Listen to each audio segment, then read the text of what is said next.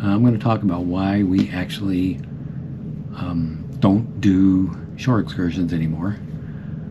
We've been on a number of cruises, and I think 50, something like that. And a lot of them are long cruises. You know, it's not the 3 and 4 day things. It's the 20-day, 15, that kind of stuff.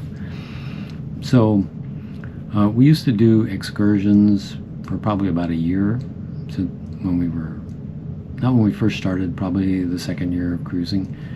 And what we ended up doing was we'd go on these excursions, and so they're not cheap. You know, you got to spend money on them, and they're really organized and they're really great.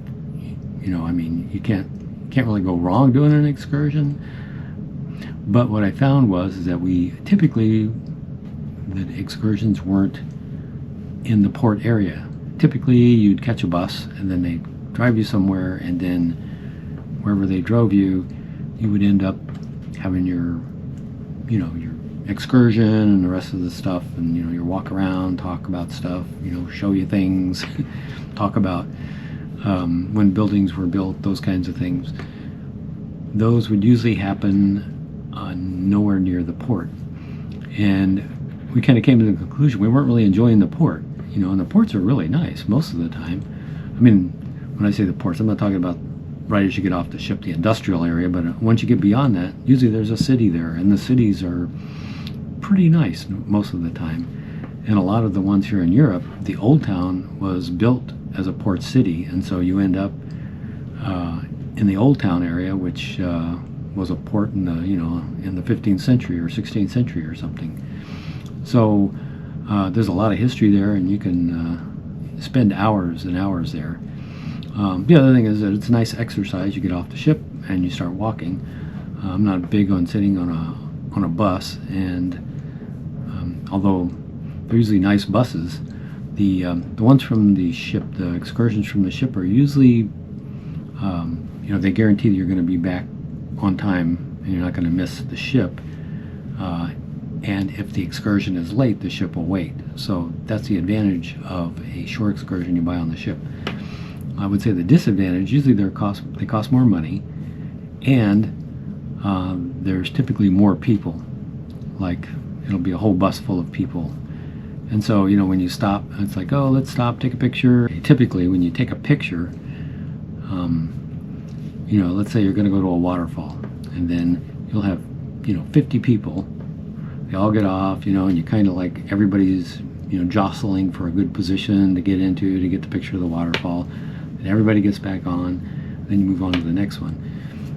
When you do shore excursions, for example, through private companies, which we've done a few times, typically there are a lot fewer people.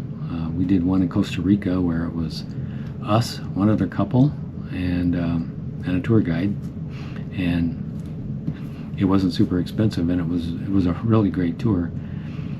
We did the same thing in Namibia also. It was us, another couple, and a taxi driver, and he just drove us around all the different spots and showed us everything there was to see in Namibia. Not everything, but what we could see within driving distance of the port. So that's the advantages of the smaller excursions. They're less money usually, but they don't guarantee you're going to get back to the ship in time. So as long as you give yourself ample time on the excursion to get back, then those kinds of excursions are a little more cost effective.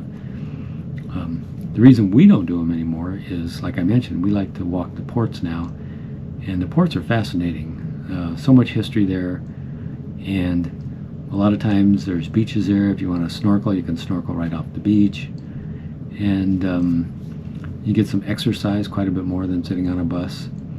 And then if you do your own research, you can actually walk the port and see a lot of sites too. Historic buildings, if that's what you want to see. We like old churches. I like old churches. When I say old, I mean they're really ornate churches that are fascinating to see. And then just the way the cities are laid out. A lot of times they're laid out so confusing because they want to deter invading armies. They figure they'll get lost in the maze of streets. Also the big walls that you see around cities, They said they were under constant attack all the time.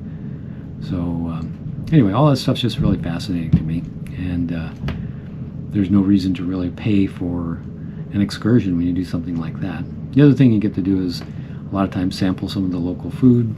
They'll have whatever that specialty is. We were in, oh, where was it? It wasn't Italy, but anyway, Sicily.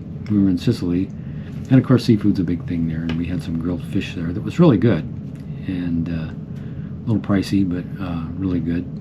So like I said, you get to try all their specialties in the area. So that's about it for shore excursions versus walking the port.